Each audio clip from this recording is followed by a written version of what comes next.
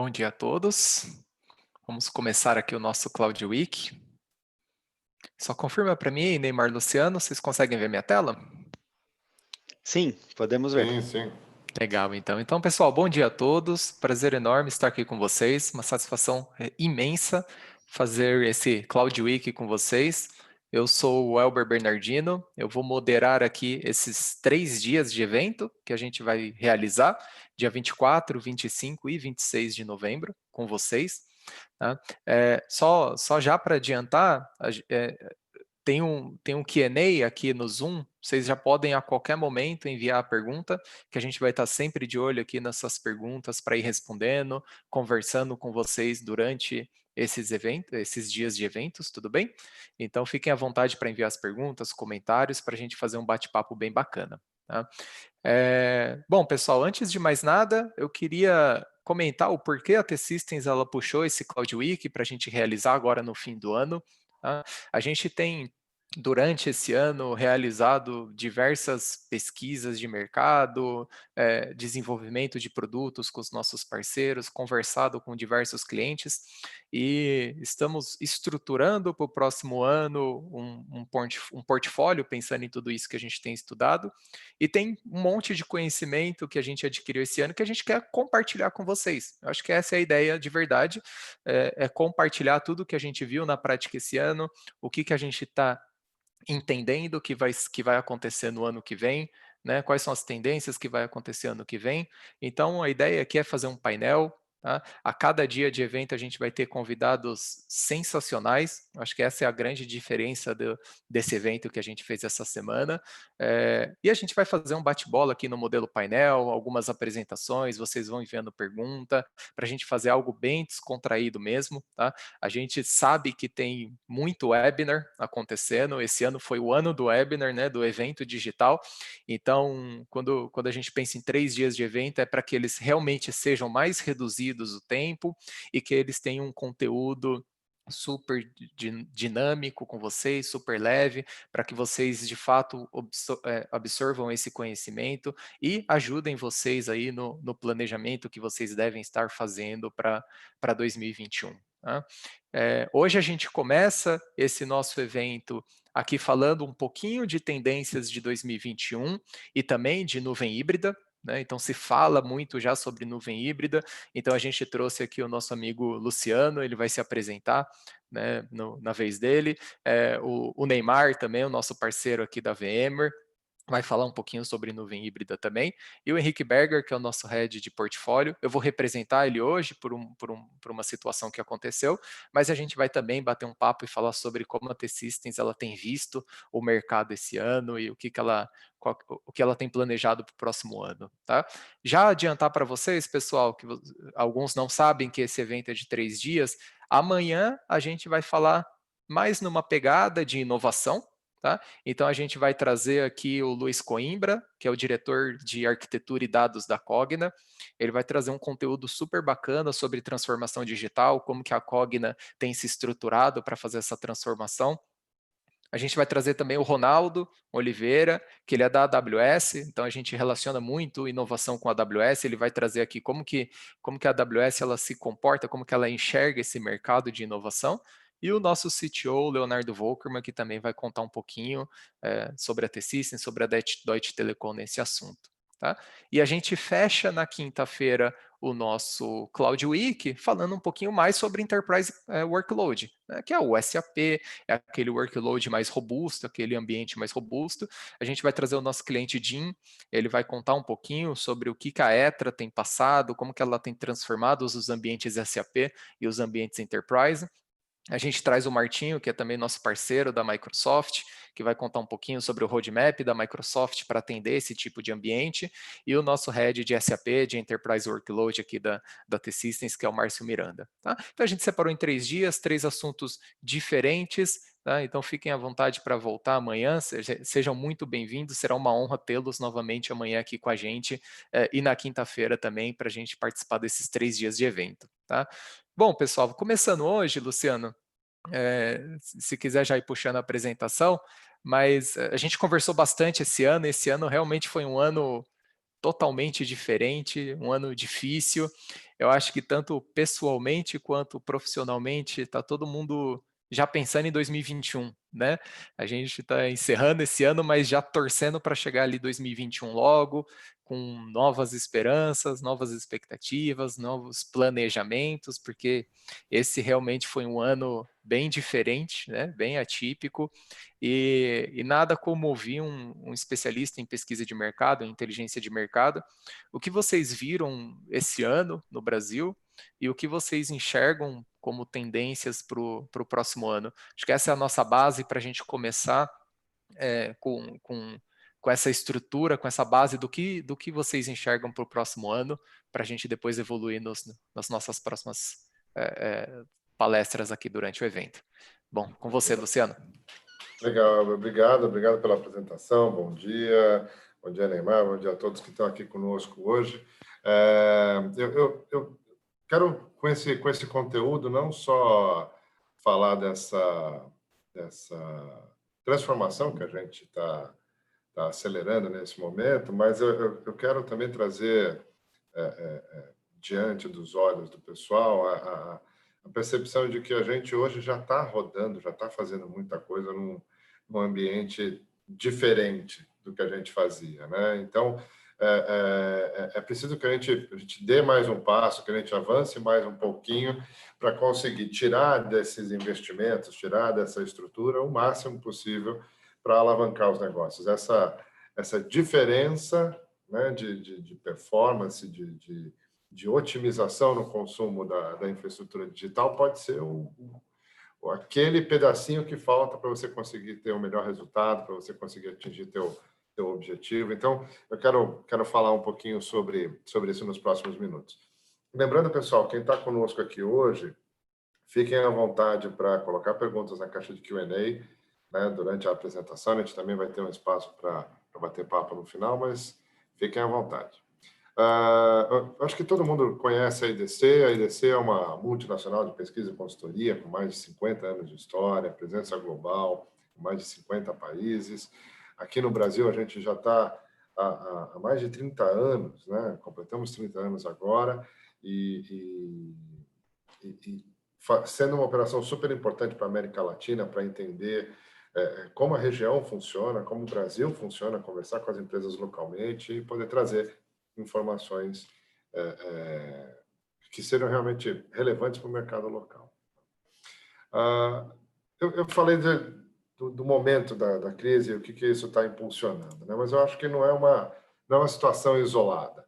Se a gente olha ao longo dos últimos 80 anos, né, a gente está falando de diversas situações de crise que acabaram por alavancar transformações importantes no uso de tecnologia, né? Então, se a gente começar a olhar lá na Segunda Guerra Mundial, na década de 40, onde surge a computação, pensando em quebra de códigos, em cálculos de tiro, em coisas muito bélicas, né? Muito conectadas àquele contexto, mas foi uma transformação importante, trazendo a computação mais para perto de aplicações mais críticas. Depois a gente vê na década de 60, 70, né, com a Guerra Fria, o desenvolvimento da ARPANET, que foi a base para a internet.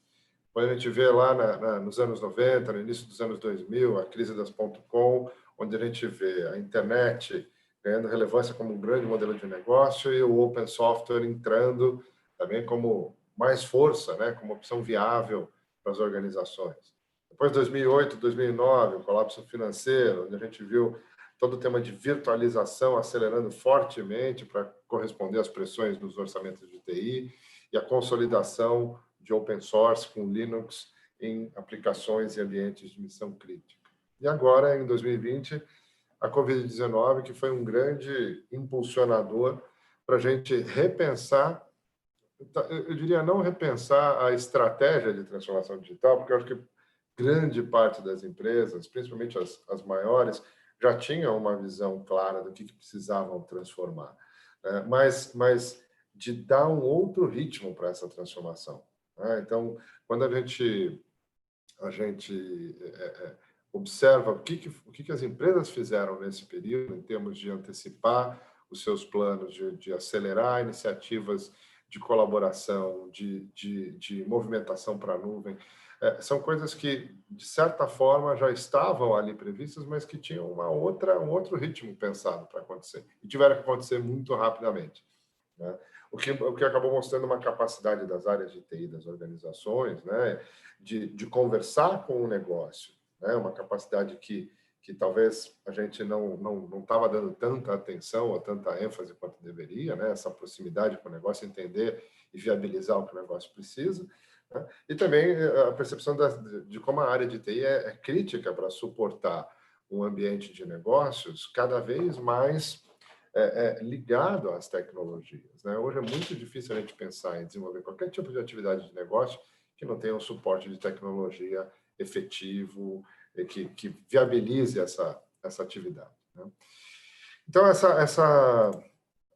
diante dessa crise, as empresas tiveram que surfar cada uma das etapas, estão surfando cada uma das etapas dessa crise, né? E a cada momento shiftando ali, mudando um pouco o seu foco de negócios para conseguir minimizar os impactos que a gente tem sentido de todo o reflexo da pandemia, né? Então, nesse momento, a gente está falando de empresas que estão tentando otimizar custos, melhorar a resiliência dos negócios, aguentar essa fase mais complicada, mais aguda da crise, para pensar em sair dessa situação transformadas, né? Pensar numa retomada que seja de fato consistente, que possa levá-las para um outro nível de operação, que é o que a gente está chamando do próximo normal, do novo normal, nova normalidade.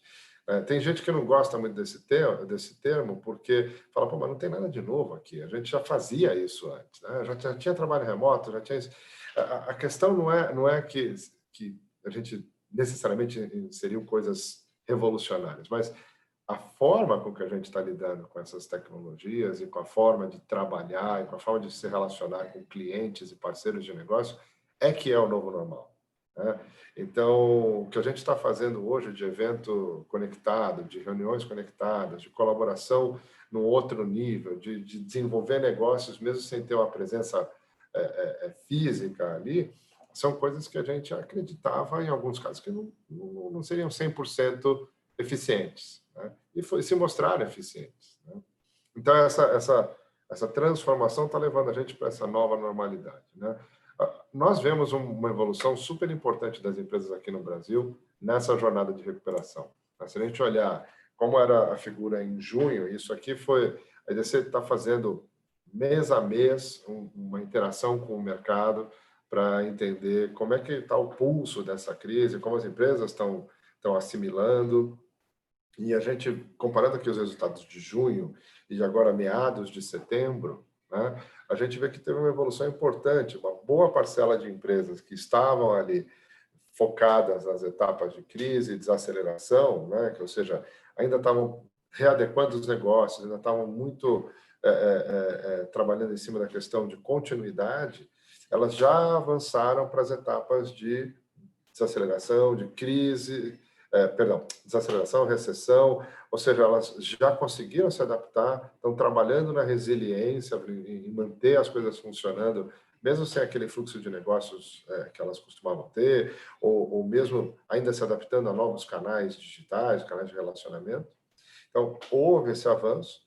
E também houve um melhor entendimento desse cenário da crise, né? Se a gente olhar, em junho, 23% das empresas diziam que estavam já numa etapa de retomada, de recuperação, né?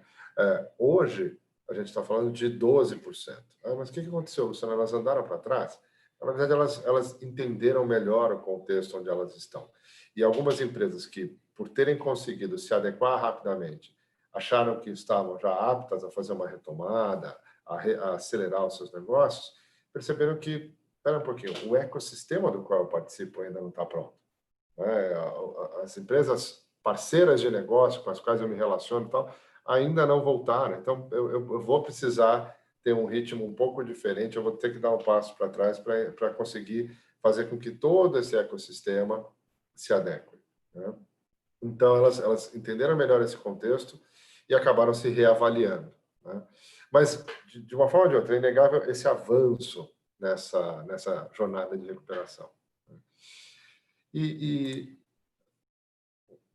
a gente vê a importância dos canais digitais diante dessa transformação que a gente passou, né? As empresas aceleraram a entrega de serviços digitais, ou serviços que tenham que são digitalmente melhorados, né, aprimorados.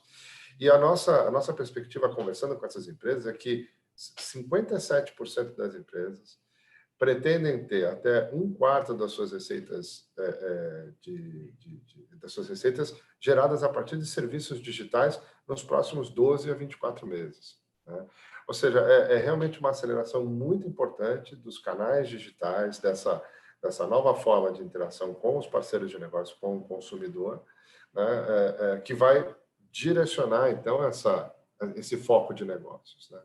E para que isso aconteça, esses serviços digitais possam avançar dessa forma, essas empresas entendem que vão precisar investir em alguns recursos, né? Recursos para estruturar conhecimento, seja trazendo talentos, seja contratando parceiros de serviços que possam ajudar nisso, né? Mas elas entendem que precisam de recursos de análise de dados, né? Então, isso mostra a importância do data analytics, de entender as informações do negócio, poder gerar insights, poder gerar reações ali mais assertivas, mais direcionadas para aumentar os resultados de negócio. A gente está falando de skills de inovação digital, pessoas que têm uma visão ampla sobre tecnologia, que possam entender como trazer elementos de tecnologia disruptivos para transformar o modelo de negócios. A parte de operação de TI, super importante, né? Acelerar e otimizar a operação da TI, conseguir orquestrar melhor os recursos, conseguir fazer com que a infraestrutura digital seja mais resiliente, consiga ser mais flexível, né? E temas como cibersegurança e inteligência artificial, que também são super importantes nessa etapa de retomada, né? A gente vê, num momento como esse de canais digitais, um aumento significativo de ataques cibernéticos, de tentativas de invasão, né? Então, as empresas também estão se preparando, trazendo esses recursos para dentro de casa e entendendo melhor cada uma dessas disciplinas, né?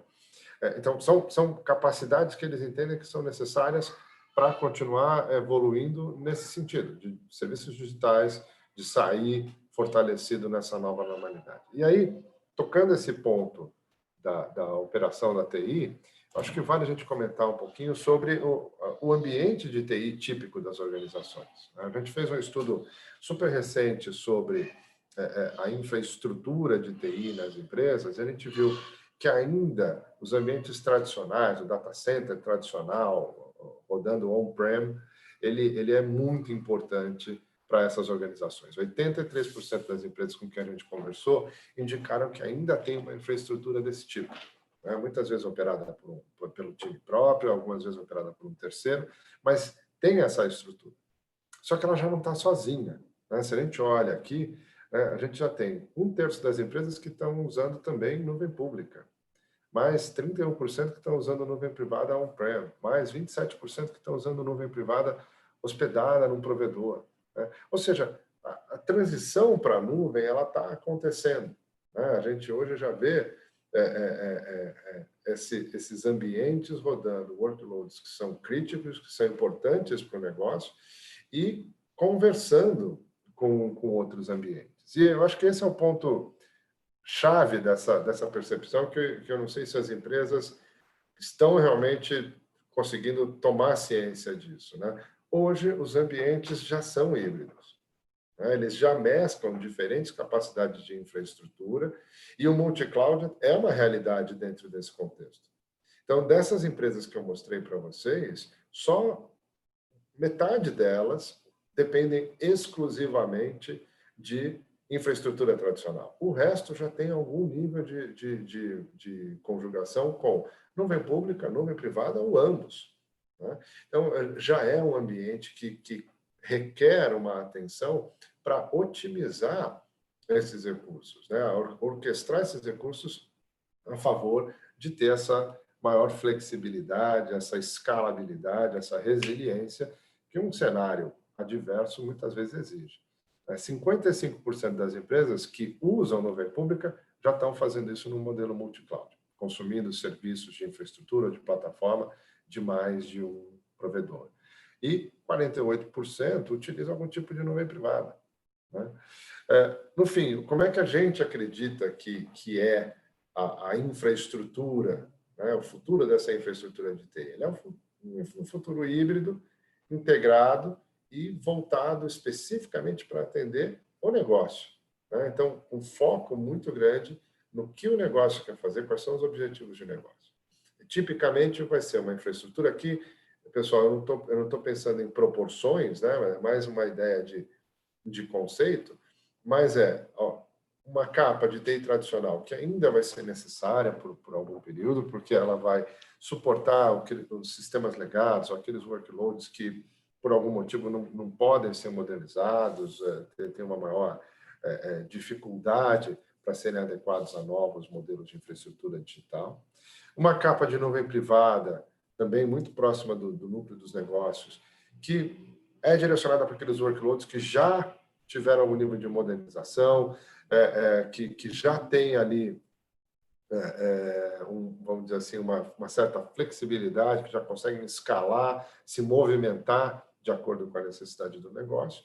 E, ao redor disso, uma capa de nuvem pública que acomoda aqueles workloads mais dinâmicos, que vão precisar de maior elasticidade e, muitas vezes, que conectam essa empresa com o ecossistema da qual ela faz parte, né? Que vai falar com parceiros de negócio, vai falar com clientes, vai falar com marketplaces.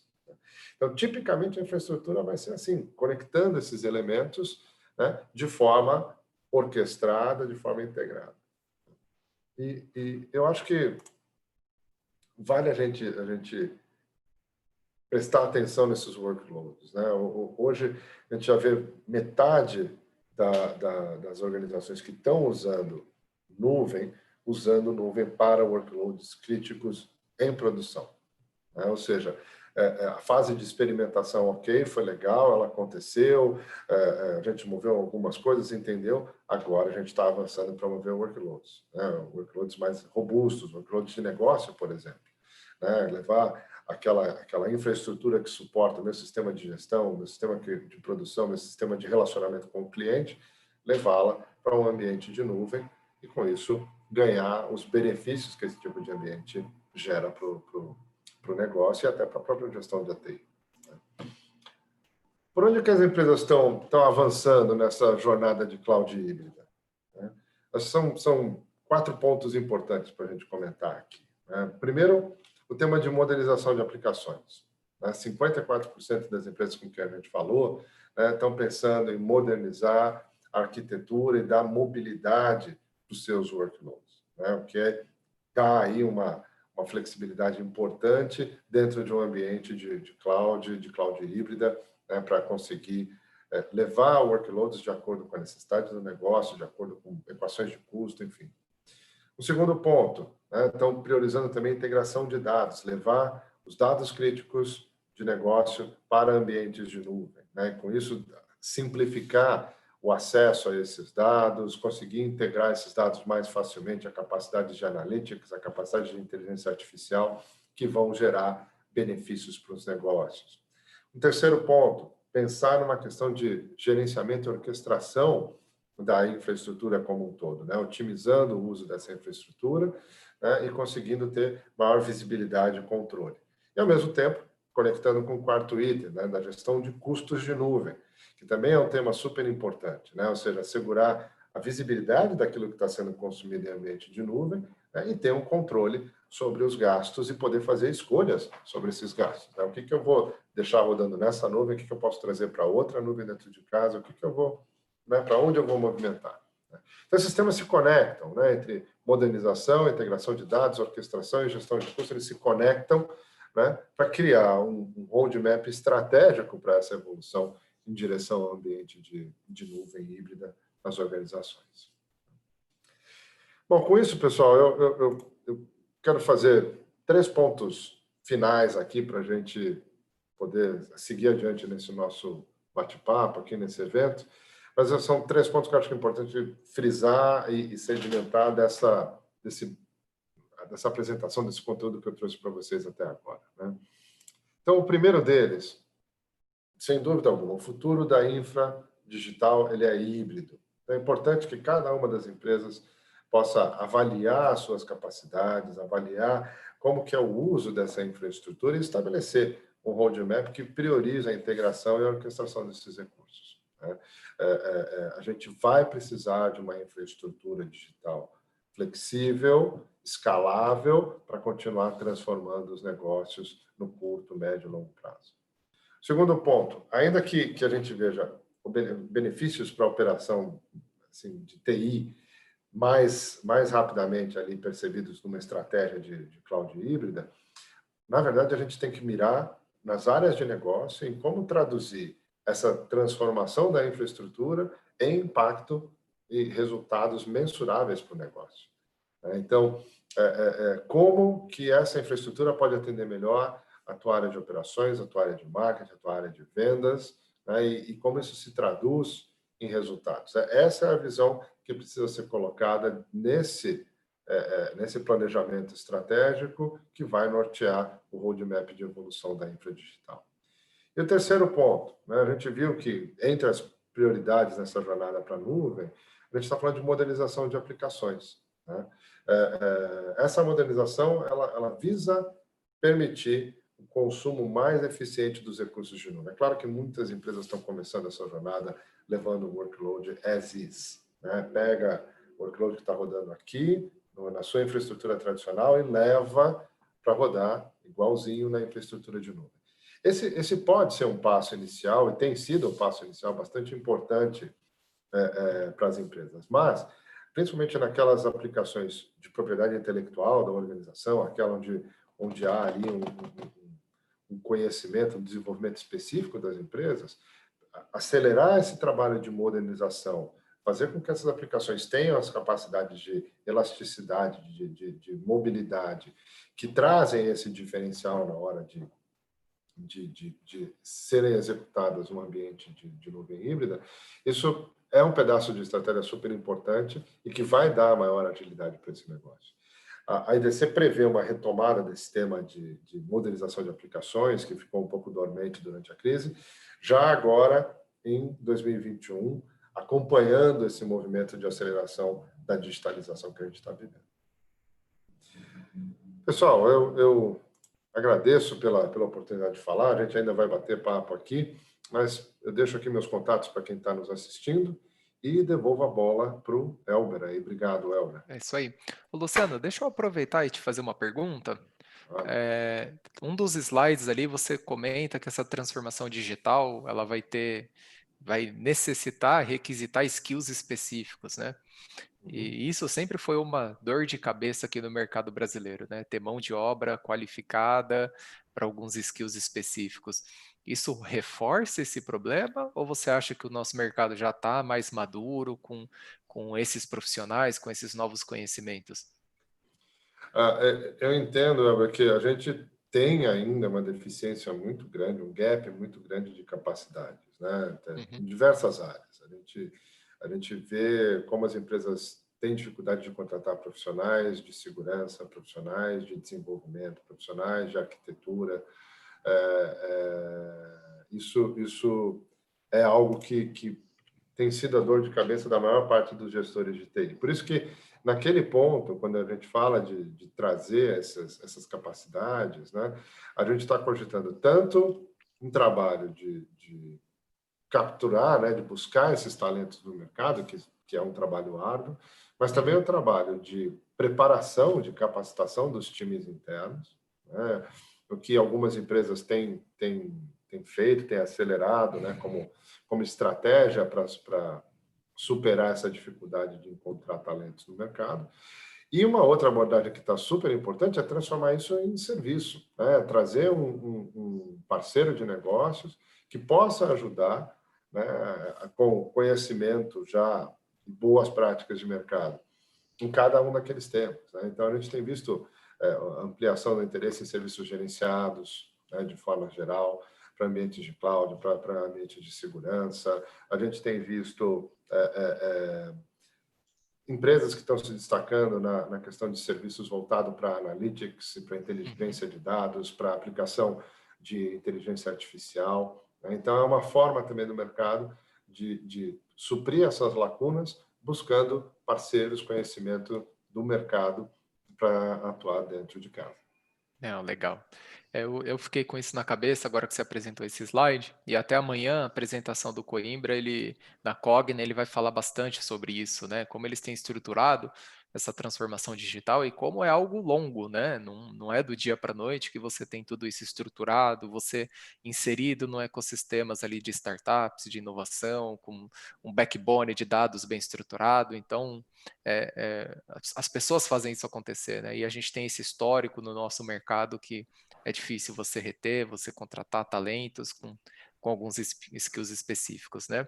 E, Luciano, obrigado pela sua apresentação. De novo, o Luciano ele fica aqui para responder o Q&A, fazer um bate-papo final. Tá? Agora eu vou trazer uma visão da T-Systems também, do que a gente viu esse ano, do que a gente está pensando para o ano que vem, para vocês terem aqui visões diferentes, né? Então, a visão de uma empresa que é focada em inteligência de mercado, a visão de um integrador de serviços como a T-Systems. Então, a gente está sempre ali no meio do ecossistema, entre o cliente, entre o fornecedor, então a gente consegue ter uma visão ali bem agnóstica do que está acontecendo, e por último ali o Neymar, uma visão de uma empresa de desenvolvimento de produto, né? O que ela está focando. E é muito parecido, Luciano, apesar de ser visões diferentes.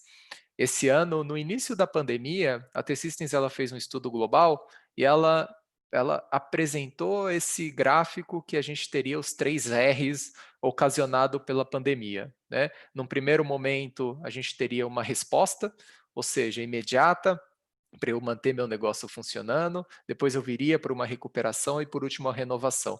Muito, muito parecido com aquele slide que você mostrou, e a gente realmente viu isso acontecendo de fato, né? Então, os nossos clientes, a nossa base de clientes no começo, é, imediatamente tiveram aquela preocupação em manter o negócio funcionando. Preciso de conectividade, preciso de VPN, preciso de desktop como serviço, preciso manter todos os meus funcionários dentro de casa, trabalhando com segurança, com saúde. Então, foi imediato, tanto tecnicamente quanto comercialmente. Então, negociações com a T-Systems de fatura, de tempo de pagamento.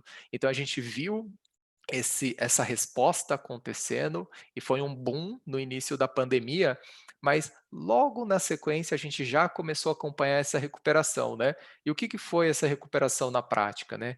A gente teve casos como empresas que aumentaram sua capacidade de conectividade, de VPN, na semana seguinte a empresa declarou férias coletiva. Então foi uma resposta, opa, não é uma resposta adequada para o que a gente de fato vai fazer. Outras ao contrário, né? Então a gente diminuiu a capacidade daquele cliente, mas ele começou a verificar que o business dele, o segmento dele, não foi tão prejudicado assim.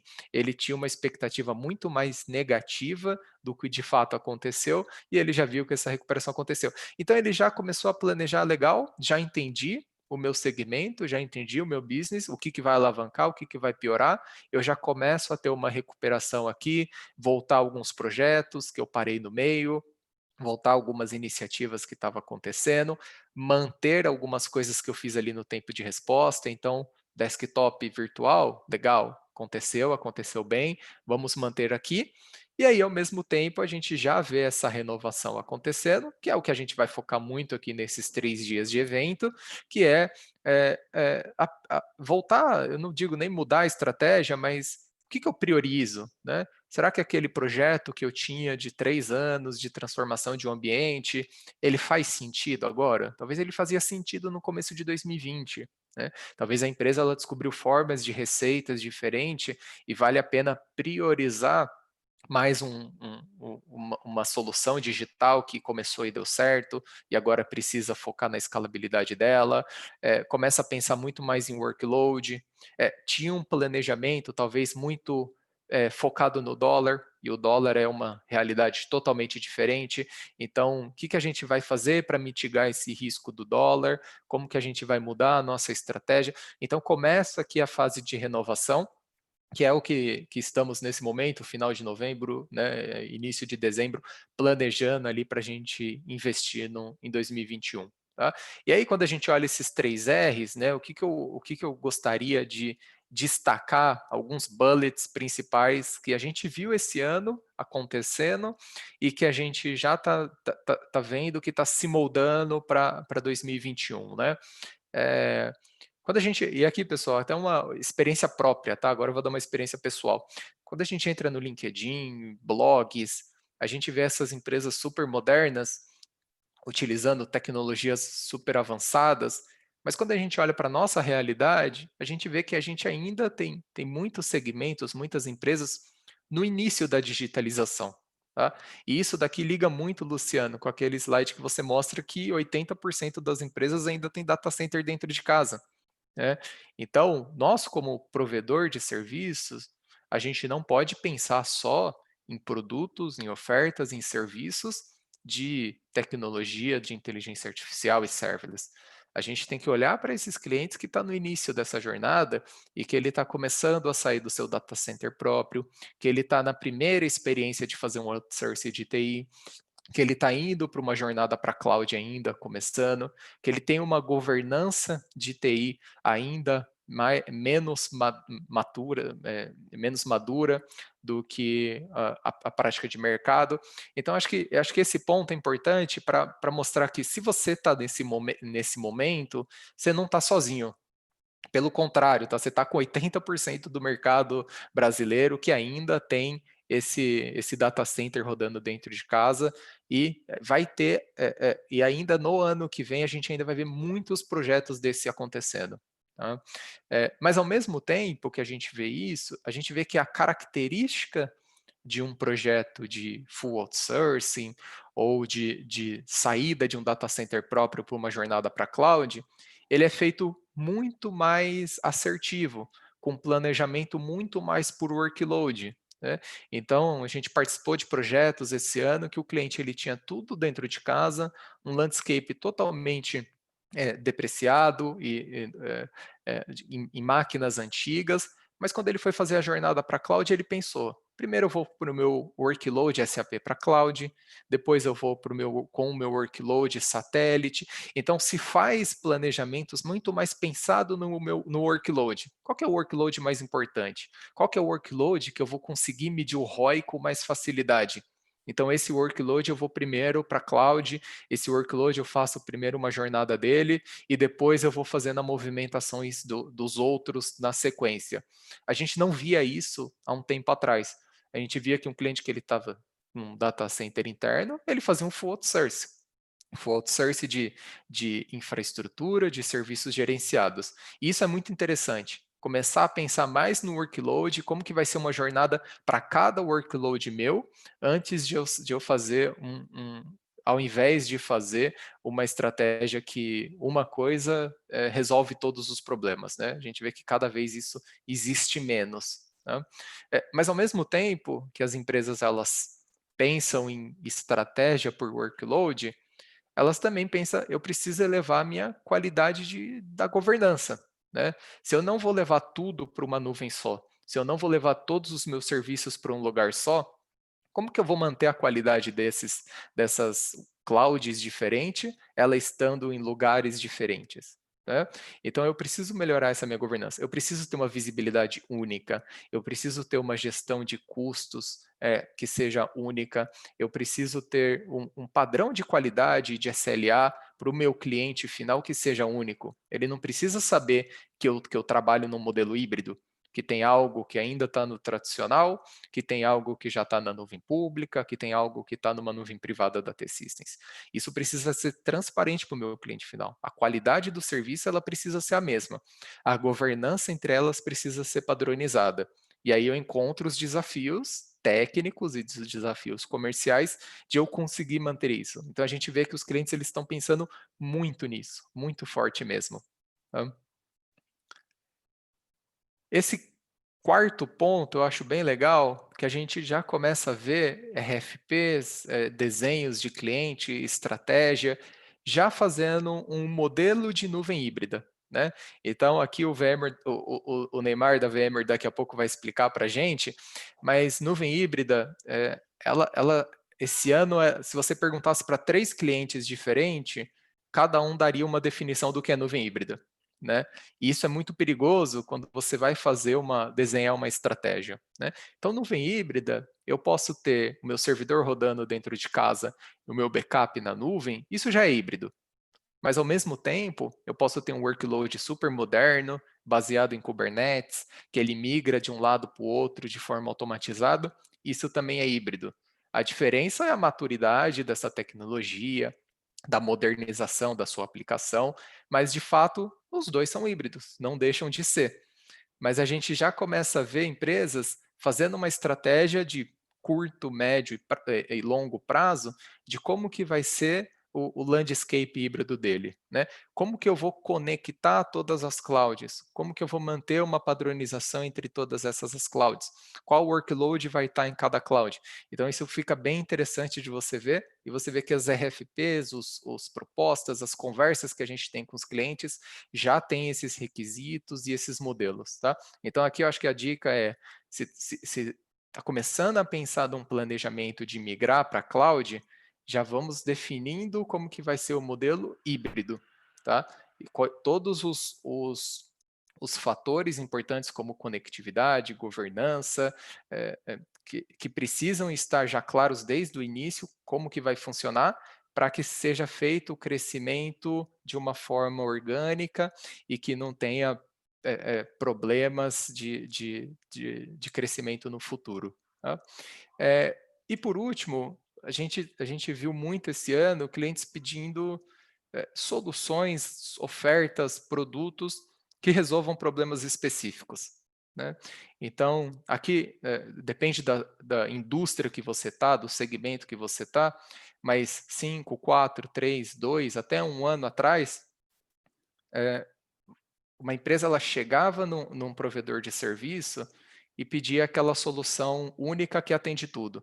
Vamos fazer um full outsourcing. Vamos fazer um full managed services. Agora você vê cada vez mais empresas nos procurando e falando: você tem uma solução específica para migrar workload de ambiente SAP? Você tem uma solução específica para FinOps, para fazer gestão de custo de cloud? Uma solução específica para Cloud Adoption Framework? Específica para Cloud Center of Excellence? Para SRE? Enfim, para jornada, para cloud? Então, a gente começa a ver que o mercado ele está procurando soluções menores, específicas, que resolvam um problema único. Né? Então, isso daí foi algo que a gente viu se intensificar esse ano, a gente já vinha acontecendo, mas esse ano, como os grandes projetos reduziram, os problemas não pararam de acontecer. Então, as empresas nos procuraram para resolver cada vez mais problemas específicos. Tá? Então, esse é um resumo do que a gente viu esse ano, e a ideia de trazer esses principais bullets e como a gente viu o mercado, a nossa base de clientes se comportar, até para dar aquela sensação de que você não está sozinho. Né? Então, isso aconteceu com todo mundo. Se você falar, tem alguma empresa ou 100% do mercado tem uma estratégia de nuvem híbrida perfeita, super bem definida e madura? Não, não tem. A gente vê os primeiros passos acontecendo, os primeiros produtos acontecendo. Então, se você não tem essa estratégia de nuvem híbrida pronta ainda, não é um problema, tá? A gente constrói isso junto e a gente vê que o início da construção dessas estratégias estão acontecendo agora, tá? E aí, pensando em tudo isso, né, eu queria apresentar o nosso portfólio de 2021, mas não no sentido do que a gente vende, por quanto a gente vende, né? Mas para mostrar o que a gente pesquisou, o que a gente estudou com o Luciano, com o IDC esse ano, o que a gente ouviu dos clientes, o que a gente ouviu do mercado, qual que é a forma que a gente está se estruturando para 2021. Ou seja, esse é o resumo de tudo que a gente escutou. Né? Então, as empresas elas estão se moldando dessa forma também, e aí até um guia para vocês poxa, estou indo nesse mesmo direcional? Se sim, é porque eu estou no caminho próximo, no caminho certo, vamos dizer, do que o mercado como um todo está fazendo. Tá? A base de tudo é oferecer, é ter as plataformas de cloud. Né? Então a gente vê, a gente acompanha a AWS e Azure crescendo cada vez mais, e isso vai ser uma realidade ainda ano que vem, e para o próximo ano, e para o próximo ano. A gente, como provedor de serviço, como empresa de data center e de cloud, a gente oferta essas clouds, mas em paralelo, a gente também tem a nossa oferta de FCI, que é o de nuvem híbrida. Tá? Por que essa oferta de nuvem híbrida? Ela é um produto que foi desenvolvido em conjunto com a Lenovo, a Cisco e a VMware, né, que nós, no papel de data center, temos a obrigação de ofertar uma conexão multi-cloud para vocês. Né? Então, quando vocês olham para uma empresa que tem um data center, que oferece serviços de cloud, vocês pensam numa estratégia híbrida, o básico é, eles me oferecem conexão entre todas elas? Se sim, é feito de uma forma já moderna, software defined, que eu consigo controlar o quanto eu estou gastando nessas conectividades, que tem baixa latência. Então, essa é a base do FCI, é ofertar uma conectividade de alta qualidade entre todas as nuvens. E on top disso, eu também tenho o meu poder computacional. Né? Então, esse workload, ele faz sentido estar na AWS? Vamos junto. Faz sentido estar na Azure? Vamos junto. Não faz. Vale a pena ele ficar mais numa nuvem privada, é um workload estático, ele é um ambiente muito próximo do meu negócio, enterprise, faz mais sentido eu ter um custo fixo nele, que não tenha variação do dólar. Então, a gente tem o poder computacional que aí ele roda com infraestrutura hiperconvergente, com VMware, que ele é a nossa plataforma de nuvem privada. Essa é a base, é oferecer a infraestrutura onde quer que seu workload precisa estar, acho que isso é importante, como base do nosso portfólio. Mas a gente nota, e aí aqui eu destaco esse ponto que para mim é um dos principais, que é o Managed Services. Tá? E por que o Managed Services ele vem logo na sequência? Porque o Managed Services ele mudou. Né? Quando a gente olhava Managed Services 5, 4, 3, 2 anos atrás, ele era ITIL, era fazer monitoração de ambiente, gestão de incidente, gestão de crise, de incidente de alto impacto, era isso fazer um Managed Services de um ambiente, de uma máquina virtual. O que é um Managed Services hoje? Fazer gestão financeira, é fazer gestão de compliance de reporte, é fazer provisionamento de ambiente self-service, é eu ter modelos ágeis para o workload que precisa ser ágil. Então, eu tenho um workload em nuvem, como que eu vou implementar um modelo SRE, um modelo DevOps, um modelo de integração contínua em cima desse meu workload que ele precisa ser mais ágil.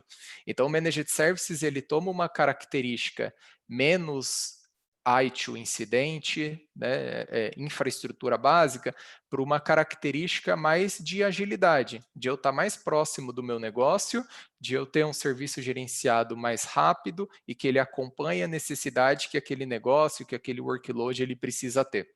Né? Então, acho que esse é um dos pontos principais de um portfólio de uma empresa de managed services de cloud. Né? Em cima disso, aí a gente entra com a parte de professional services. O que é isso? São aqueles problemas, são aquelas soluções específicas que eu comentei com vocês. Né? Isso, ano que vem, a gente tem uma expectativa muito grande que empresas vão procurar soluções que sejam específicas para algum problema. Né? Então, vamos fazer uma migração junto, vamos fazer uma jornada para cloud, vamos implementar um modelo de framework de cloud aqui da nossa empresa, vamos fazer um FinOps junto. Então, ter essas pessoas com esses skills em cloud, que tem esse conhecimento em específico, ou numa indústria, ou num workload, ou numa cloud, ele vai ser cada vez mais requisitado e vocês têm que fazer uso disso no ano que vem com os provedores de serviços de vocês. Tá? Não só projetos gigantescos, mas projetos que atendam um problema, uma demanda específica. Tá bom?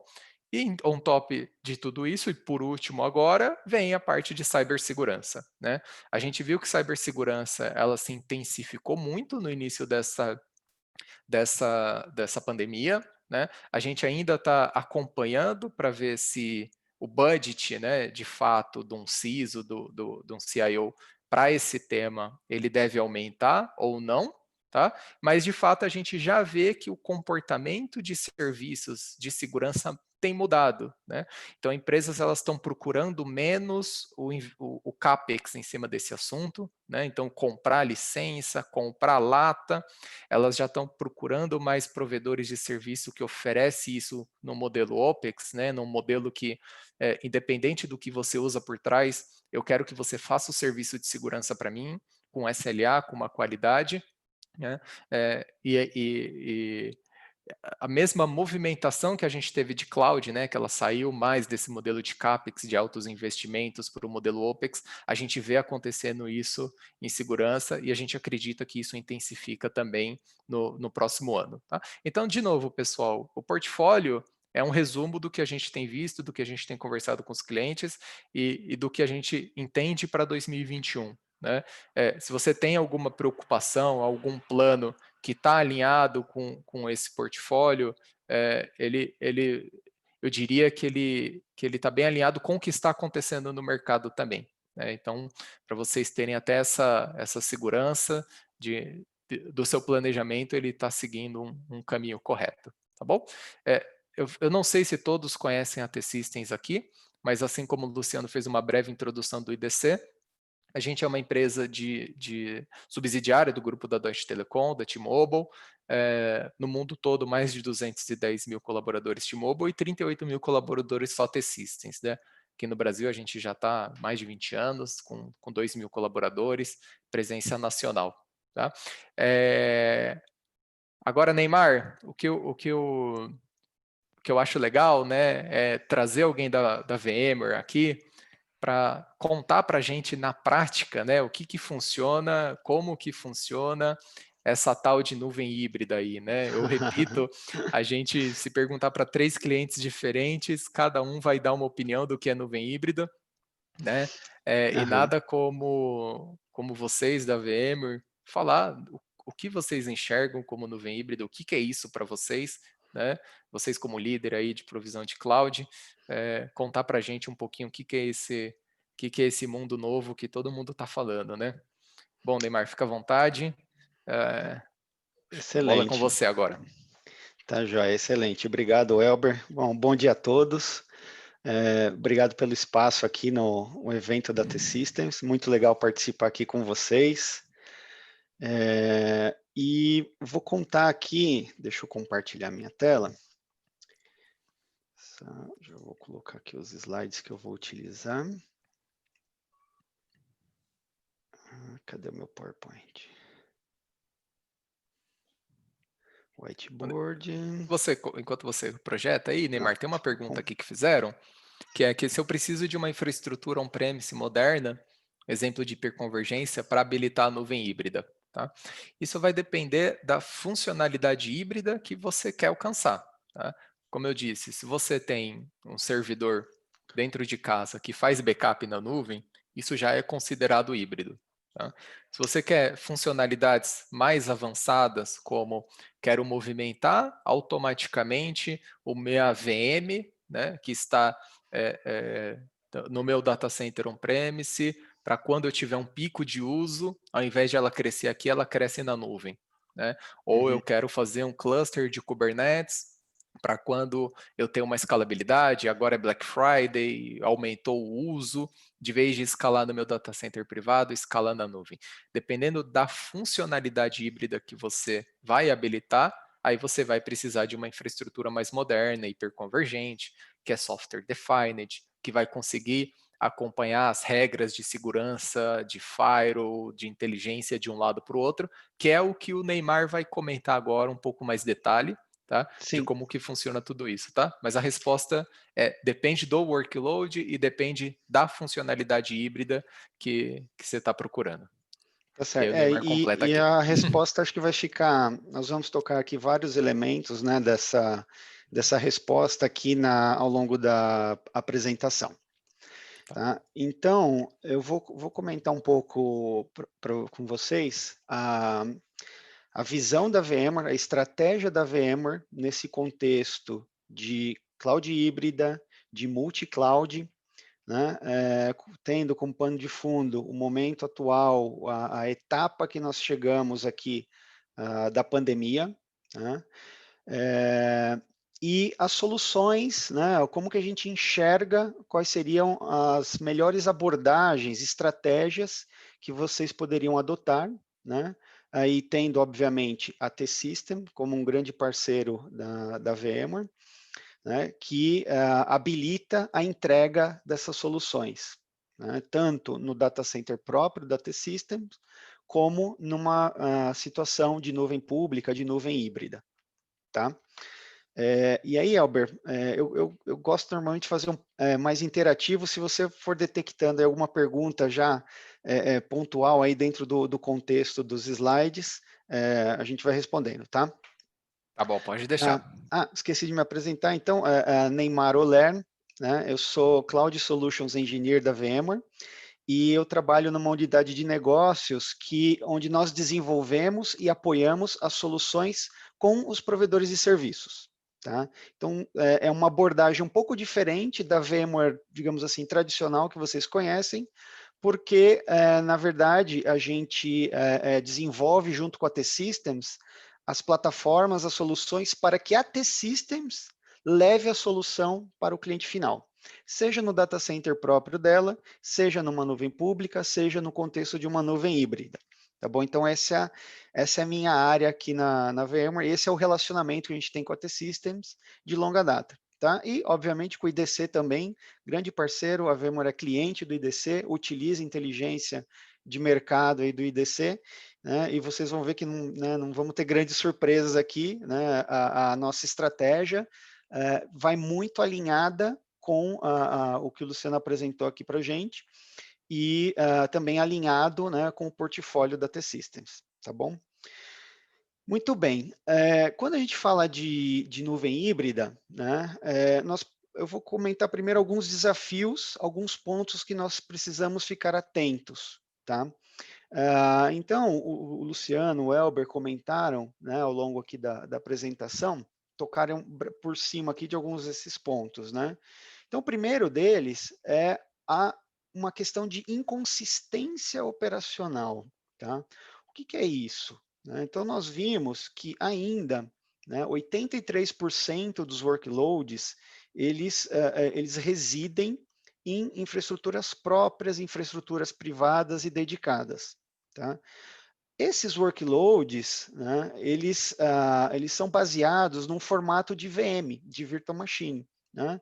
E, novamente, na sua grande maioria, eles estão apoiados são aplicações que a gente chama de tradicionais, né, ou no formato de Virtual Machine.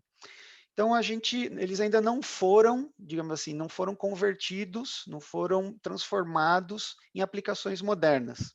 Né? Então, esses workloads, se nós levarmos, né, as is, do jeito que ele está, por uma nuvem pública, dificilmente a gente vai atingir objetivos, né, às vezes de redução de custos, às vezes de eficiência, às vezes de flexibilidade que era esperado. Né? Simplesmente pelo fato de que a nuvem pública nativa, ela tem outro sistema de virtualização. Então, outro formato de virtual machine. Né?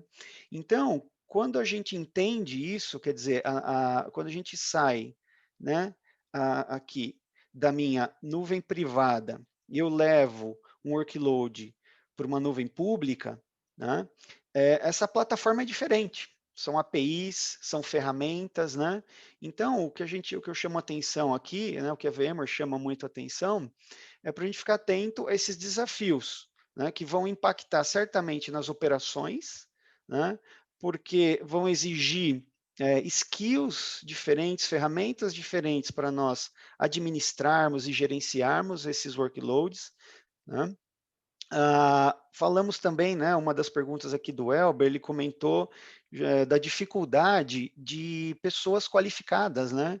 Então é difícil a gente ter dentro de casa, manter profissionais, né, com essa qualificação, né? Vamos ter problemas, certamente, de SLAs, vão ser SLAs diferentes, né, do que a gente está acostumado a ter dentro de casa, né? E, como eu já comentei aqui, formatos diferentes de virtual machines, né? Então, a primeira parte aqui eu chamo a atenção para alguns desafios e alguns pontos que a gente tem que ficar atento nesse contexto de nuvem pública e de nuvem híbrida, tá? Detalhando um pouco mais, nessa jornada para a nuvem pública, para a nuvem híbrida, né, o que a gente observa? Né? Eu vou passar rapidamente aqui. Você tem uma primeira fase, né, que é o de testes, né? Vamos validar aqui, vamos testar. Né? A barrinha azul é o nosso data center on-premises, o nosso data center atual, e aqui são os custos para a gente testar uma nuvem pública.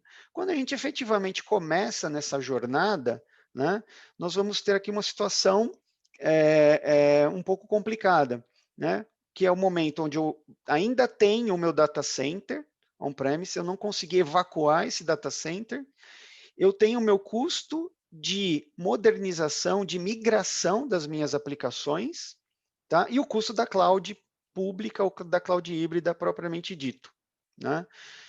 E isso vai piorando, né? À medida que o projeto, as fases vão avançando, né?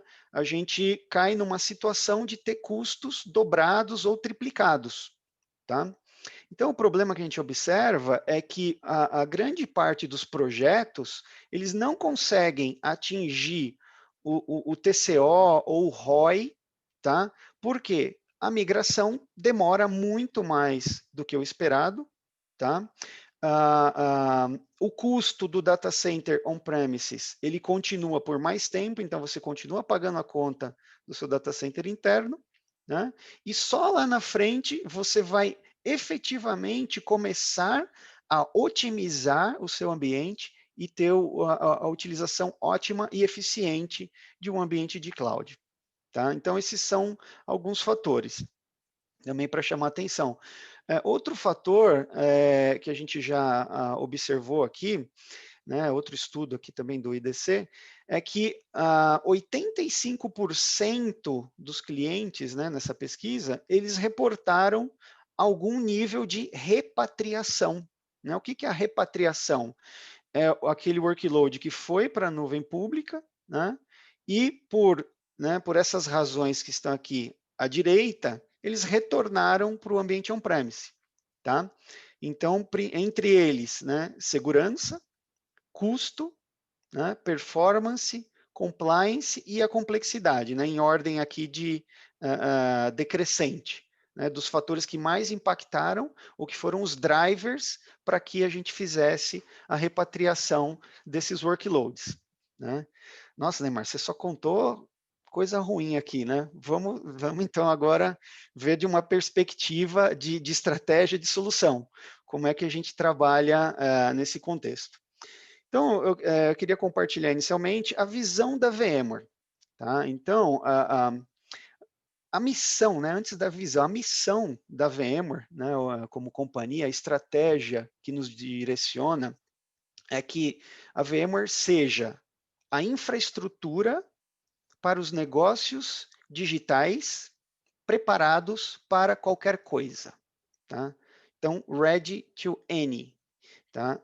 Então, seja que a VMware proporcione a plataforma para os negócios digitais, tá? Que permita crescer, escalar, ter segurança, conectar, ter mobilidade e ter respostas, né, a qualquer situação. Né, seja de uma pandemia, seja de um crescimento de mercado, seja de uma outra crise, de outra natureza, para que a nossa plataforma ela permita responder a isso. Tá? Então, a nossa visão é que a plataforma da VMware ela permita suporte qualquer cloud, tá? Qualquer aplicação, com qualquer dispositivo. Tá? Então, esse slide aqui, esses três itens, eles são os mesmos já há alguns anos, né? Provavelmente alguns de vocês já até viram esses slides, tá? Mas eles continuam direcionando a nossa estratégia, né? Então, eu destaco aqui na camada de baixo, né, N-Cloud. Então, desde a cloud privada, da cloud híbrida, do cliente ou da cloud híbrida, junto com os nossos parceiros aqui, como a T-Systems, tá? Nós permitimos, né, uma conexão mais fluida, mais transparente, tá? Da cloud híbrida com as clouds públicas, tá? E mantendo, né, como a gente viu aqui no princípio, permitindo uma operação consistente desses ambientes, tá? Por que a gente fala N-Application? Né? Essa plataforma, a nossa plataforma, né, para quem talvez nem todos acompanham, né, no dia a dia aí, toda a evolução, todo o portfólio da VMware, né, é muito, muito grande, né, difícil até para a gente que está aqui dentro acompanhar todas as novidades, né, todos os dias, permitir, ao mesmo tempo, suportar as aplicações tradicionais, tá? Então, lembra que aqui a gente ainda tem um número muito relevante de demanda, então muitos negócios ainda estão apoiados aqui nessas aplicações tradicionais, mas que, ao mesmo tempo, permita nós executarmos aplicações modernas, aplicações cloud native, tá? Então, exemplos disso é que a VMware integrou nativamente Kubernetes lá no vSphere. Tá? Então, anunciado no VMworld do ano passado, né, o nosso CEO, Pat Gelsinger, anunciou, na época, o projeto Pacific, né, onde a VMware trouxe nativamente para dentro do vSphere, né, a possibilidade de executar Kubernetes. Tá? E ainda na linha de qualquer aplicação, né, as aplicações, obviamente, as aplicações SaaS. Tá? E N-Device. Né? Então, com todo o portfólio da VMware de End-User Computing, né, de Workspace e Mobility, né, nós permitimos que o usuário acesse essa aplicação, seja qual ela for, né, e esteja em qual cloud que ela esteja, o usuário vai conseguir acessar essa aplicação de qualquer dispositivo, né, com segurança e com mobilidade. Tá? Então, o ponto que evoluiu aqui à direita, né, que é agora esse conceito de intrinsic security. Né? Então, nós vimos aí, ainda são muitos dados preliminares, não tem muita coisa pública, né? Mas a gente já vê um número, né, significativo, né, não vou dizer alarmante, mas um número significativo, né, de ataques, né, de hackers, de invasões de sistemas, né, porque muitas empresas, né, diante da pandemia, enviaram, né, com a solução existente no momento, né, a sua força de trabalho para trabalhar em casa, para trabalhar remoto. E não tiveram tempo, né, de tratar, muitas vezes, todos os aspectos aqui de segurança. Né? Então, essa também é outra área que eu vou comentar aqui ao longo da sessão, que é, juntamente com a cloud híbrida, né, você conectar essas outras infraestruturas, permitir o acesso do seu usuário, mas com total segurança. Tá? Muito bem. Vimos aqui a visão da VMware. Agora, qual que é a peça fundamental? Como é que eu habilito isso? Né? Então, o pilar da VMware nós chamamos de Cloud Foundation. Né? Então, é o Software Defined Data Center, tá? Onde o produto, né, digamos assim, que é o Cloud Foundation, ele habilita isso. Né? E juntamente com o Tanzu, né, que é toda a suíte de produtos e soluções da VMware para executar e desenvolver, executar e gerenciar Kubernetes. Tá? Então, vamos desenvolver um pouco mais essa camada aqui de baixo, tá? Do Cloud Foundation. O Cloud Foundation, ele é composto, né, pelo vSphere, obviamente, né? Então, o nosso virtualizador que está presente aí massivamente em todo o mercado, em todas as clouds, né, no mundo on-premises, empresas privadas, missão crítica, né, conhecido já, velho conhecido de todos, juntamente com o NSX e o vSAN. Né? Então, a gente traz para o contexto aqui a virtualização de redes e a virtualização de storage, juntamente com a virtualização de computing. Tá? Quando nós temos esses três elementos aqui, eu virtualizei o servidor, eu virtualizei a rede, eu virtualizei o storage, a gente consegue aí começar a conversar sobre o SDDC. Né? Porque agora eu consigo representar virtualmente, né, 100% virtual, todos os elementos e todos os aspectos do meu data center. Então, eu consigo criar, né, num ambiente virtual, uma cópia, eu consigo modificar, eu consigo alterar, eu consigo clonar, eu consigo tirar um snapshot, eu consigo fazer rollback, né, não só de uma virtual machine, mas do meu data center inteiro, das minhas políticas de rede, do meu SLA de storage. Tá? Então, é uma diferença grande quando a gente fala só de virtualização de servidores, quando a gente fala da virtualização de todos esses componentes aqui. Tá? E, obviamente, né, aí pegando também um gancho que o Luciano comentou, toda a suíte de vRealize que vai assegurar para a gente, né, uma gestão, uma automação, a operação dessas infraestruturas, gestão de capacidade, né, vai garantir os meus SLAs, vai fazer o meu auto-scaling, vai permitir a criação de catálogos para os meus usuários poderem provisionar e consumir essas aplicações como serviço, seja ela em qual nuvem ela estiver. Tá?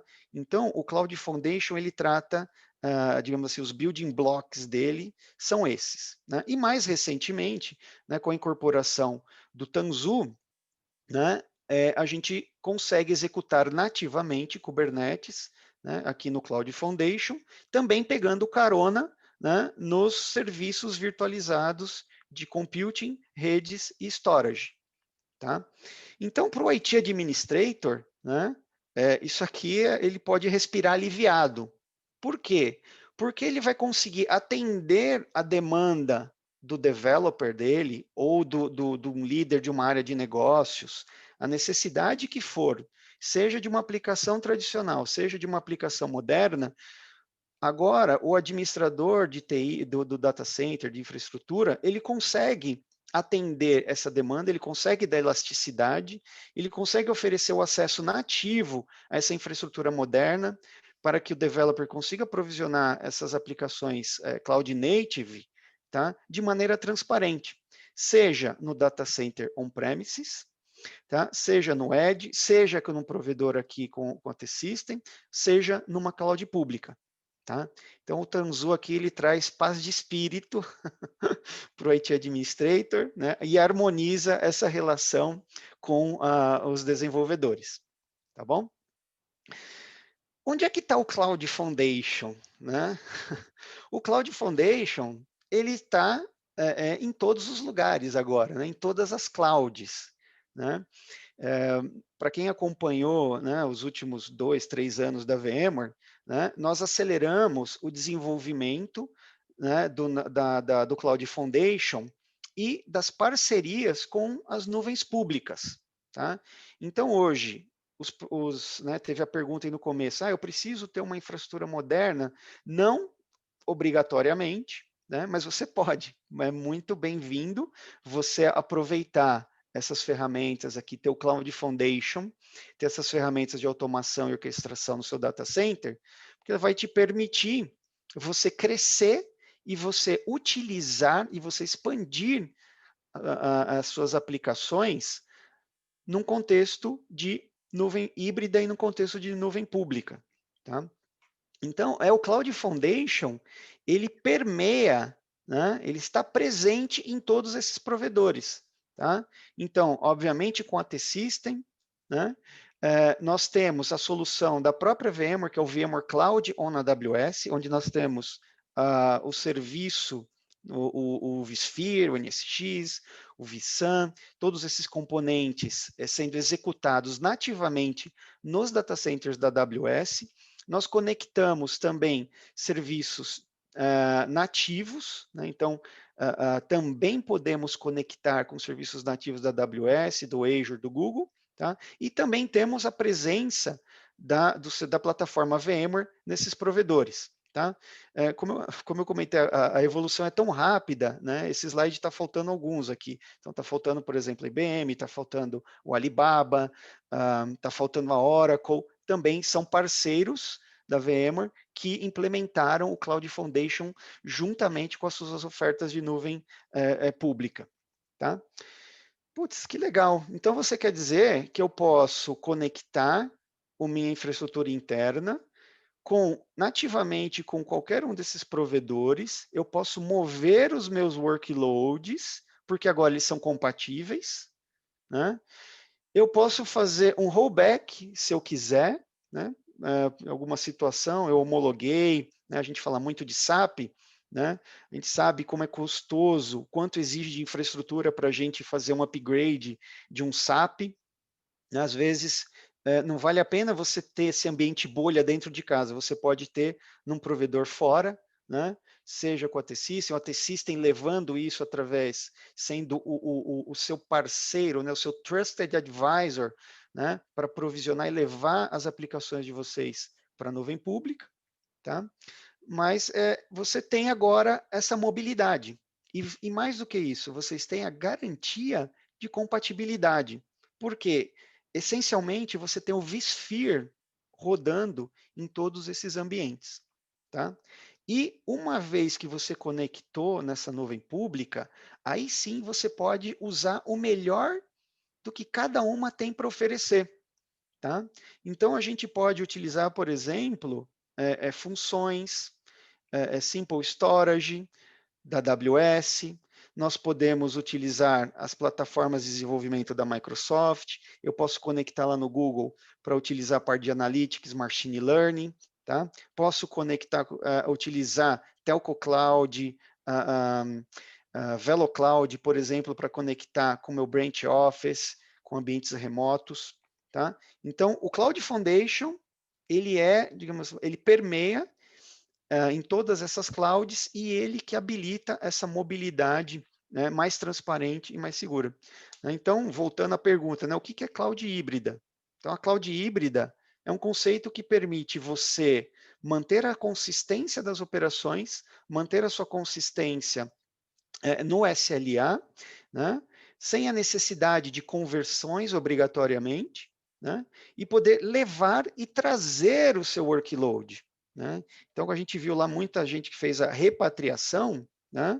A repatriação implica, né, muitas vezes, em outro custo de migração, porque você já fez a conversão. Agora você vai ter que converter de novo para trazer para o seu on-premises. Ok? Ufa, muita informação. Né? Outro ponto que eu quero destacar antes de sair desse slide, né? Elber, eu estou de olho aqui no tempo, você vai me dando um toque aqui, tá? Vai lá, cara, tá muito legal, fica à vontade. Eu me empolgo aqui, eu falo muito, estou com medo que você não me convide mais aqui. Não, jamais. Tá? O outro ponto que eu queria chamar a atenção, né, para a gente ter uma estratégia de cloud híbrida, de multi-cloud, e não ter uma estratégia de multi-silos. Né? Então, essa é outra armadilha. Né? Nós vimos aqui, né, agora nem tanto, né? O mercado já se adaptou, já começou a entender, mas nós vimos em muitas empresas, até mesmo em provedores, né, que desenharam uma estratégia de multi-cloud, onde foram construídas, né, montou-se um time de AWS, um time de Google, né, um time de Azure. Né? Então, quer dizer, você criou silos, você aumentou a sua complexidade, você aumentou seus custos, né? E de novo, é um perfil de profissional difícil de manter dentro de casa, então é escasso. Então também cuidado com essa armadilha para não cair num multisilo, tá? Muito bom. Agora eu vou entrar no detalhe um pouquinho mais técnico aqui, tá? Vou me arriscar aqui, né? Não se assustem, né? Eu queria comentar um pouquinho, falar um pouquinho mais do SDDC, né? Eu já adiantei um pouco, né? Que é a VMware já introduziu esse conceito já há muitos anos do data center definido por software, aonde nós desconectamos totalmente a dependência do hardware físico. Tá? Então, obviamente, né, o hardware existe, ele é fundamental, né, nós temos estratégias, arquiteturas de hiperconvergência, arquiteturas spine leaf, border leaf, então tem uma série de recomendações e estratégias, isso aqui não muda. Né? Mas nós diminuímos drasticamente a dependência do hardware, então nós levamos para a camada do software toda essa inteligência. Tá? Então, significa que agora nós podemos ter servidores mais baratos, né? Nós podemos ter storage mais barato e, principalmente, né, uma estrutura de rede mais barata. Porque agora, o que eu preciso da rede? Conectividade. Eu preciso pacote saindo de um lado e chegando do outro. Eu preciso de um Layer 2. Eu preciso de um Ethernet, né? Obviamente com performance, com alta disponibilidade, né? Mas essencialmente eu preciso de rede Ethernet, porque agora esses elementos eles vão estar implementados tudo em software, tá? Vamos ver um pouquinho mais aqui desse detalhe, tá? Esse slide é bem antigo, mas eu adoro ele. Ele explica muita coisa. Então, a gente está acostumado, né, uma visão aqui de data center, onde nós temos os servidores, nós temos aqui os nossos switches, os nossos routers, né, os nossos firewalls aqui de borda, né, os nossos IPS, os roteadores que dão acesso à internet, enfim, os componentes aqui bastante conhecidos do meu data center, que eu posso montar aqui em diferentes estratégias, né, build your own, infraestruturas convergentes e assim por diante. Então, né, o que a VMware já é muito conhecida? Por fazer a abstração do hardware, do servidor. Então, nós virtualizamos esse servidor, colocamos as nossas VMs. Tá? Então, olha que maravilha. A gente está tão acostumado com isso que às vezes a gente esquece desse benefício, que é poder mover a minha VM. Então, eu junto toda a capacidade computacional dos meus servidores, né, num pool único de recursos, aonde eu posso compartilhar essa infraestrutura, né? Então eu posso ter mais virtual machines ligadas, né, mais virtual processadores, mais virtual memory do que eu tenho fisicamente, porque nem todas as VMs vão utilizar 100% do recurso ao mesmo tempo. Tá? Então não estou contando nenhuma novidade aqui, isso é fato bastante conhecido do mercado. Né? Depois, né, quais são os challenges? Apesar de a gente ter vários benefícios, ainda existem desafios. Né? Eu resolvi aqui o problema de computing, eu resolvi aqui um problema, né, não totalmente, mas uma boa parte de gerenciamento, né? Mas toda a minha comunicação ela vai cair aqui, ó. Olha onde ela vai bater, ó. Ela vai bater no meu firewall, né? Ela vai estar limitada, né, muitas vezes na placa de rede aqui desse firewall. Isso é um pesadelo, né, quando a gente tem firewall físico ou virtual também. Né? Por quê? Por uma VM que está aqui, se comunicar com outra VM, ela vai ter que passar por esse firewall. Então, o que isso se transforma? Num grande gargalo, num grande congestionamento. Por isso que eu comentei, né, e trouxe esses slides aqui, que eu acho que ele vai ilustrar bem a hora que a gente incorpora, né, a virtualização de redes. Né? Então, quando eu trago para dentro da camada de virtualização esses elementos de rede, eu consigo agora trazer para junto do meu workload o meu firewall, o meu roteador, eu consigo segmentar a rede, eu consigo distribuir serviços, eu consigo trazer DMZs para onde eu quiser, de uma maneira muito mais ágil e flexível. O tráfego ele não tem que ficar mais passando pelo meu firewall, né? Então ele está nativamente distribuído na camada do hypervisor.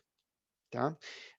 Então eu trouxe esse slide para ilustrar isso, né? Porque a gente falou de nuvem híbrida, né? Como que isso possibilita a gente consumir efetivamente uma nuvem híbrida e com segurança? Né? Então, eu consigo agora trazer junto com o meu workload, né, todos os elementos de segurança que eu preciso. Tá? Então, eu consigo trazer o firewall para junto, tá vendo aqui? Olha que legal. O firewall, ele fica junto da VNIC da VM. Tá? A gente traz um conceito aqui que chama Zero Touch Trust. Tá? Só a VMware consegue fazer isso. Que é, eu conseguir inspecionar um pacote, uma comunicação numa virtual machine, antes mesmo que ela encoste na rede física. Tá? Então, a gente otimiza a performance, diminui o tráfego no data center, né, por conta disso. Eu não vou passar por todos aqui, que meu tempo já estou atrasado aqui. Deixa eu já estou convergindo aqui, Elber, fica tranquilo. Então, Tá bom.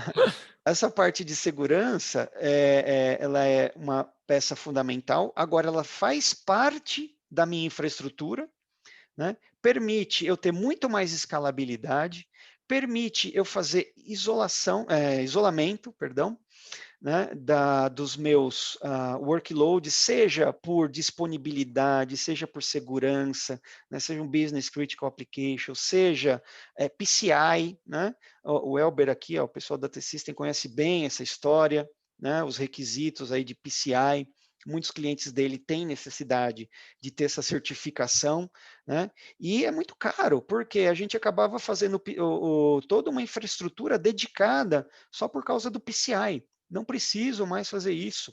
Eu posso ter pools de aplicações onde eu implemento o PCI e outros onde eu não preciso.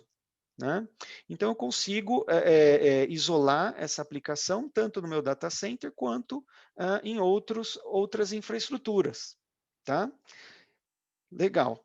E não menos importante, né, queria comentar aqui também, conectar os meus usuários. Então, a gente hoje tem integração de redes e segurança até o meu endpoint. Tá? Então, meu usuário que vai acessar um VDI, por exemplo, ou que vai acessar uma aplicação virtualizada, a gente consegue chegar até aqui no endpoint. Né? Então, empresas aí que a VMware comprou recentemente, né, Carbon Black, né, junto com, já está integrado aqui no portfólio de Horizon e Workspace ONE. Tá? Então, acho que vocês já podem imaginar qual que é o próximo slide, né? Então, eu tenho aqui essas bolhas, os meus virtual data centers, as minhas aplicações virtualizadas, e agora sim que entra a cloud híbrida. Olha que legal. Então, eu tenho mobilidade de verdade aqui para as minhas aplicações. Então, quando eu implemento uma cloud híbrida, tá? Eu consigo levar esses workloads, tá? Para onde eu quiser, para onde faça mais sentido, para onde vai me entregar o melhor custo-benefício. Para aquele provedor onde eu vou precisar conectar esse workload aqui, por exemplo, aqui no Google, com uma solução de analytics ou de machine learning. Ou eu levo esse workload lá para a AWS, porque eu já tenho uma outra aplicação, um front-end, que já está consumindo funções Lambda, tá? Glacier, ou outros bancos de dados, sistema de armazenamento de dados não relacional, não estruturados, né? Continuo tendo o meu on-premise aqui, né? Faz sentido? Faz total sentido. Eu tenho controle aqui de custos, a minha conta não flutua, né, de acordo com o dólar, não flutua de acordo com uma mudança de preço aqui desse provedor, né? A T-System tem a mesma plataforma, então eu posso integrar isso com a T-System. Tá? Então, essa aqui é a conclusão. Não sei se eu assustei o pessoal aí, mostrando todos esses slides, esses links, mas não entramos muito no detalhe. Eu achei fundamental entender esse conceito da virtualização, não só de computing, storage, mas de redes, né? E como que isso habilita a mobilidade dos meus workloads.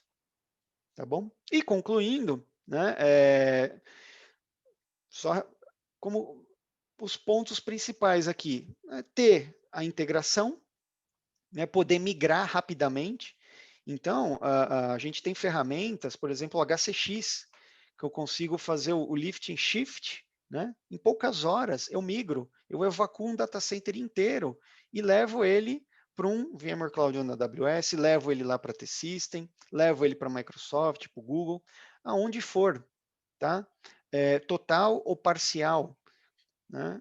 Posso consumir isso no modelo as a service, né? Esse é outro grande dilema que a gente sempre teve, né, no on-premise, né? Quando eu tenho um pico de utilização, o que eu faço? Né? Vou comprar mais hardware? Vou deixar 10 servidores parados lá no rack, caso eu tenha um pico de utilização? Né? Então, a gente traz o benefício da flexibilidade, do pay as you go, da elasticidade agora, né, para a minha nuvem híbrida. Aplicações e operações consistentes, como nós vimos, portabilidade, né? Reforço de novo, muita gente, né, às vezes concorrentes, né, pessoal até maldoso aí, às vezes faz um comentário, chama VMware de plataforma legada, né? Isso dói no coração, gente, não digam isso, né? A gente tem hoje no vSphere, né, um dos hypervisors, são 20 anos de evolução e inovação na plataforma, né? E a gente trouxe todos esses componentes que eu mostrei, mas a integração de Kubernetes nativos, né, que vai permitir a gente conviver na mesma infraestrutura, né, ter workloads baseados em virtual machines e aplicações modernas. Tá? Paro por aqui, acho que a gente vai ter um tempinho aí para perguntas. Elber, estou à Isso aí. disposição. Não, Neymar, era exatamente isso que a Muito obrigado. gente. Era exatamente isso que a gente queria que você trouxesse aqui para a gente, porque eu tenho um pouco de medo de nuvem híbrida virar um buzzword, né? De falar que o mundo vai ser híbrido, não vai ser híbrido, mas a gente não vê na prática como isso vai funcionar, né? E quando Uhum. você mostra essas tecnologias, essas ferramentas, apesar de ser um pouco mais técnico a explicação, aí a gente sente confiança. Aí a gente fala, legal, agora eu confio que realmente é possível fazer a movimentação de workload de um lado para o outro, de virtualizar a minha camada de rede, de storage, porque eu já fiz isso no passado com a virtualização de computing, né? Então é a mesma coisa agora com a camada de network, de storage. Então, eu Uhum. principalmente que sou técnico, eu gosto de ver essas coisas na prática, para elas não serem mais um buzzword, né? Que a gente É, escuta muito no mercado e vai perdendo a credibilidade com o tempo, né? é, Uhum. Pode falar, não, pode falar. é verdade, então obrigado aí. E o ponto, né? Eu também tenho um background mais técnico, né? E, assim, uma coisa que eu falo até assim, ligar VM, subir uma VM é fácil, o difícil só a parte de rede e segurança, né? Né, Isso aí. vamos ser sinceros, redes, pessoal, é o grande desafio hoje, né? Então, você poder ter essa questão da segurança intrínseca no seu workload, né? E é que hoje não dá tempo, né? Não é o foco aqui da apresentação, mas a gente quando move uma virtual machine de um lado para outro, ou de um site para outro, de um data center para outro, a gente consegue levar junto a regra de firewall com a VM. Então a sua política de segurança ela viaja junto, né? Junto com as suas VM, junto com os seus grupos de segurança. Né? Então, é isso que é, no Isso é final do dia, bacana. importante.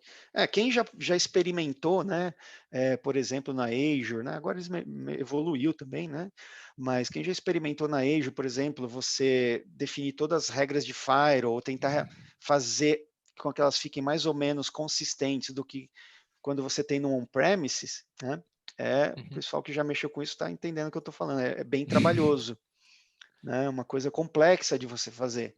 Então, Sim. se você adota uma estratégia de nuvem híbrida, essa dor de cabeça, ela É. praticamente desaparece, né?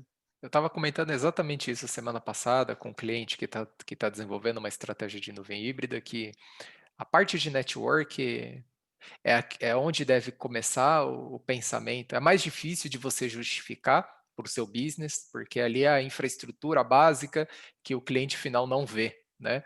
Mas se você não tomar cuidado, né, o que você vai definir como estratégia ali para network, para a parte de firewall, de segurança, você pode ter um prejuízo no seu projeto lá na frente, né? Aham. Pessoal, a Eu, gente tem duas perguntas aqui até tá. o momento, e aí eu vou pedir Neymar, Luciano, fique à vontade para me ajudar a responder. tá? E aí o pessoal que está ouvindo também fica à vontade para adicionar perguntas novas, tá? A gente vai ficar aqui até meio-dia respondendo essas perguntas. A apresentação em si a gente terminou.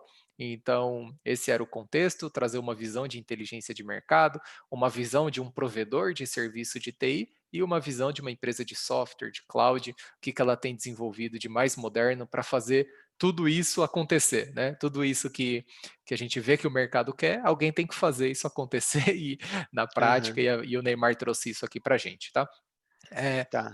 A primeira pergunta, pessoal, o uso de containers ainda é uma estratégia em alta? E se sim, quais as recomendações, tá? Eu vou dar minha opinião, tá? O uso de container, ele ainda sim é uma estratégia em alta. PaaS, né, Plataforma as a Service, no geral, tem uma tendência de aumentar o uso, já vem aumentando o uso e ainda tem uma tendência de aumentar mais.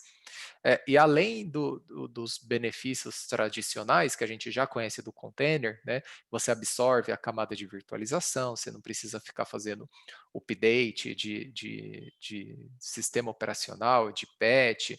Isso também é mais fácil para o seu negócio na hora que você tem uma perca, que você precisa recuperar seu ambiente, você tem todos esses benefícios, né? Uhum, Qual que é a minha recomendação principal desse assunto, né?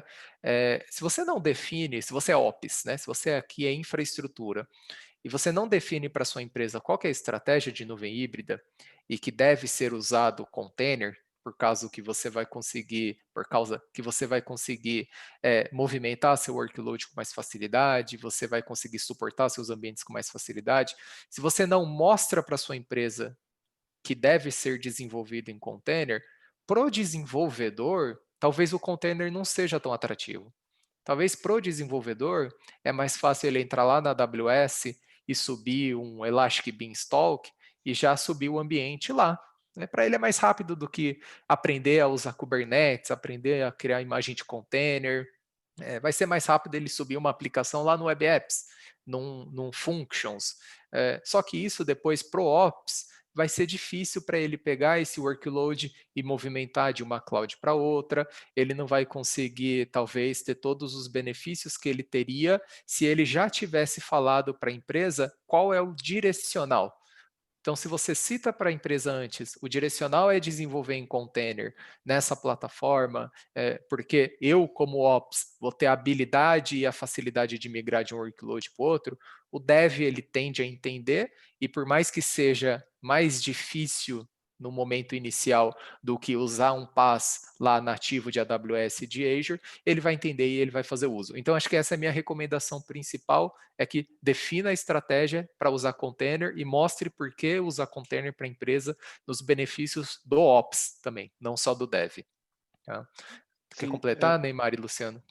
sim, e do lado da VMware, totalmente, a gente acredita que containers vai crescer muito, está crescendo, na verdade, né? Então, em termos de crescimento, eu acho que a gente não tem a menor dúvida que vai ser a grande, vai ter uma explosão na utilização de containers, né? Porque eles facilitam, né, essencialmente, o desenvolvimento, o consumo de infraestrutura e facilita para os desenvolvedores, né, provisionar as aplicações modernas, né? O Pat Gelsinger, citando de novo aqui nosso CEO, ele faz uma comparação interessante, né? Ele fala que Kubernetes, né? Ele acredita que Kubernetes ele vai ser como o Java foi lá acho que foi no começo dos anos 90, por aí, né? No meio dos anos 90, né? Que hoje Kubernetes vai ser mais ou menos o equivalente do Java, né? Estou revelando minha idade aqui, mas qual que era a proposta do Java, né? Build once, run many. Né? Então você constrói o código, né? Um código Java, você tem uma Java VM e você roda isso em qualquer lugar. Né? Eu acho que Kubernetes, né, segundo, né, aqui a visão do Pat Gelsinger, ele vai permitir exatamente isso. Né? Então, como você comentou, em vez de você consumir uma biblioteca, um catálogo, uma API, né, de proprietária, né, de uma cloud pública ou até mesmo uma ferramenta aí de mercado, né, você executar Kubernetes, né, digamos assim, upstream, ou com algum componente ou outro de uma empresa privada, né, você também vai continuar tendo esse benefício da mobilidade, né, da mobilidade dos seus containers entre nuvens, né? Então, o recado, né, seria esse: ficar atento, Exato. né, com o uso de Kubernetes, né, que solução você vai utilizar para você, de novo, não cair numa armadilha de multisilo, né, e ficar refém, né, de alguma aplicação. E harmonizar isso, né, com o seu on-premises, né, para você ter também a possibilidade, né, de utilizar parte do seu recurso on-premise, parte com um provedor aqui parceiro, né, mas atendendo perfeitamente os requisitos do seu desenvolvedor. E para fechar, de novo, redes. Redes, pessoal. Se rede é difícil com VM, com Kubernetes, então é muito mais difícil. Então, analisem bem que plataforma de virtualização de redes os seus containers vão utilizar. Se você vai conseguir botar um firewall lá dentro, se você vai conseguir ter visibilidade, se você vai conseguir isolar as aplicações, Fazer né? Fazer a microsegmentação. microsegmentação disso. Tá? Uhum, é isso aí. Ô, Luciano, deixa eu aproveitar. Tem a próxima pergunta, aí você fica à vontade para responder essa, e já eu gostaria que você iniciasse respondendo a próxima, né? Que é se você acredita que a alta do dólar impactou na jornada dos clientes para a nuvem pública. Legal, legal. Só complementando, vocês já mataram o tema de containers. Só um complemento é que o que a gente tem visto nas pesquisas, junto com ASVs, junto com desenvolvedores, é que quando a gente fala de abordagem para modernização de aplicações, né, quando envolve pensar em redesenho, em pensar em arquitetura, em geral, containers tem sido a abordagem preferida, né, por esse tipo de empresa. Então, isso só coincide, vai ao encontro do que você estava comentando sobre o tema. Sobre o impacto do dólar, assim, de fato, a gente viu, diante dessa super desvalorização que a gente teve na moeda, né, a gente começou o ano com o dólar que já estava muito forte, o real, a gente estava falando de R$ 4 um dólar, né, no início do ano.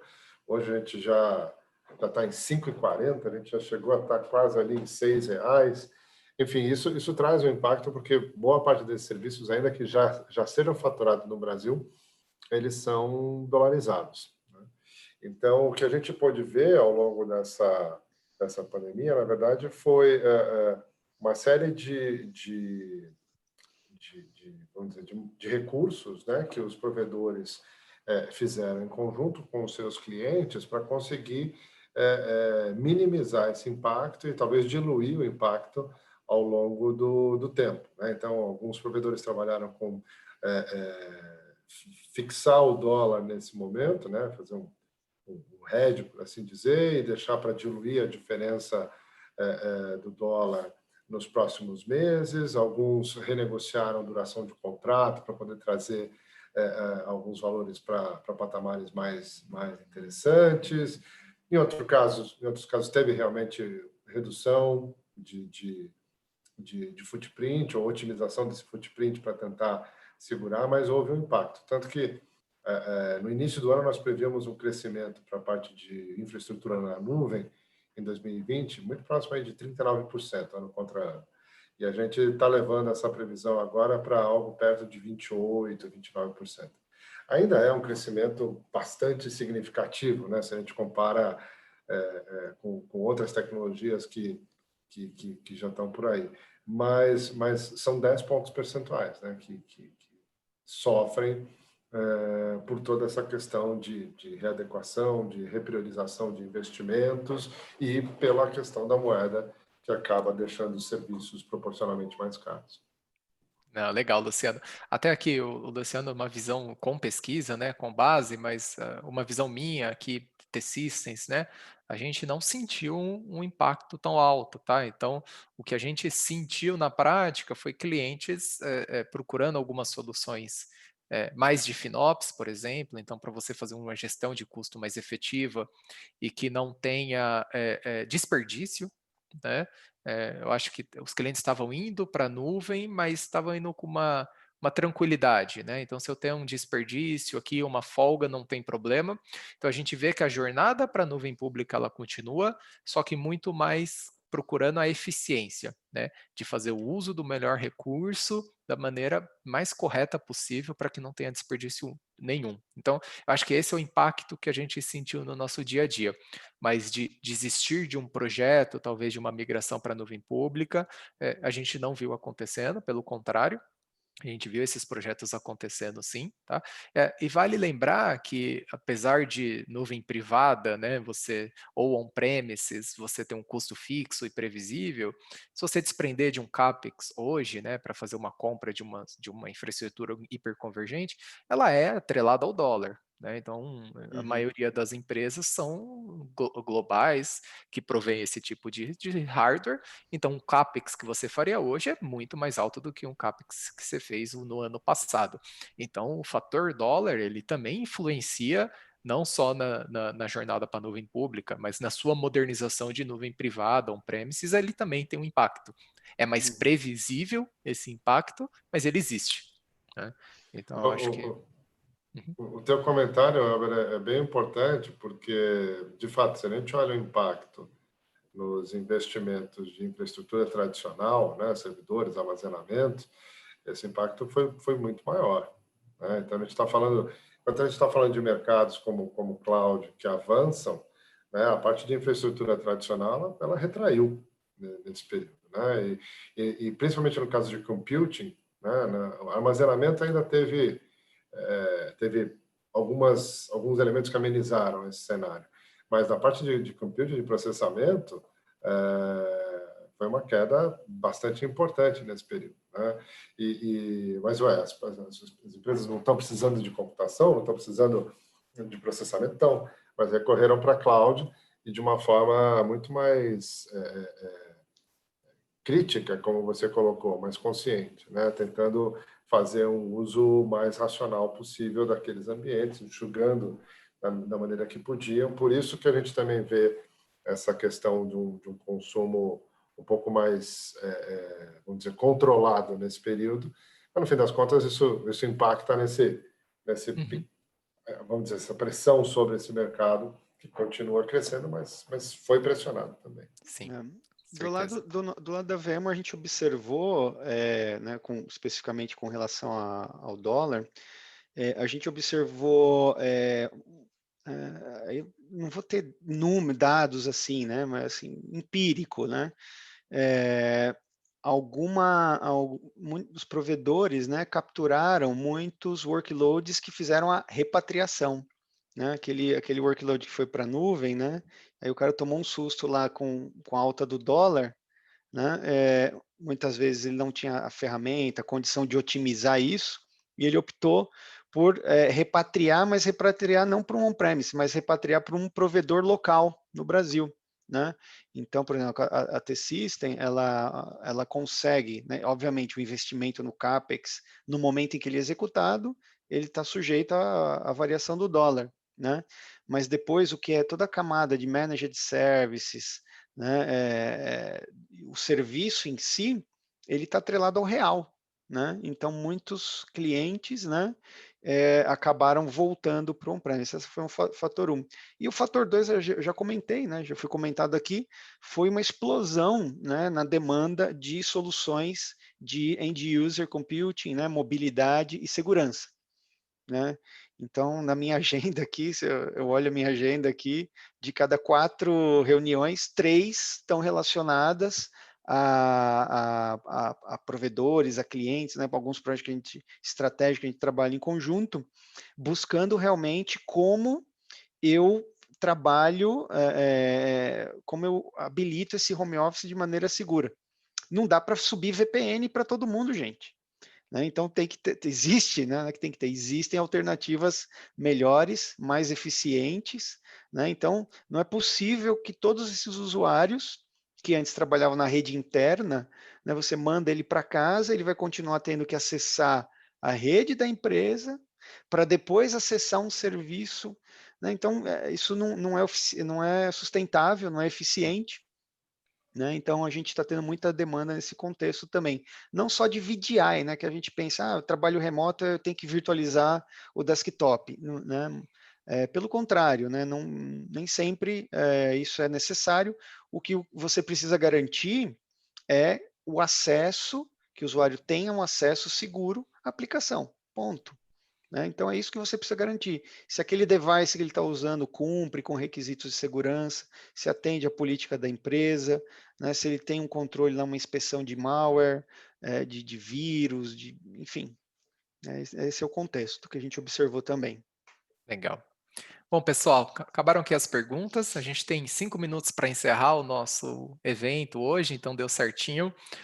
Eu quero agradecer aqui todos que participaram aqui com a gente, então vocês ficaram até o final aqui conosco, então significa que aí o conteúdo que o Luciano e o Neymar trouxe estava interessante e O relevante. pessoal aguentou, hein? E Neymar e Luciano, muito obrigado pela parceria de sempre, por estar aqui conversando conosco, com os clientes. Obrigado pela apresentação de vocês. Só relembrando, amanhã estamos aqui no mesmo horário, às 10 horas da manhã. A gente vai fazer esse mesmo bate-papo, agora focado um pouco mais em inovação. Tá? O Luiz Coimbra, da Cogna, vai trazer aqui a estratégia de transformação digital. A AWS vai estar aqui conversando com a gente também, e o nosso CTO da T-Systems batendo um papo bem bacana sobre inovação, tá? Então fica o convite para a gente se encontrar aqui novamente amanhã, estarei aqui moderando o evento de novo, e mais uma vez, meu muito obrigado, e até a próxima, pessoal. Obrigado. Obrigado, pessoal. prazer. Até a Até próxima. mais. Tchau, tchau. Tchau.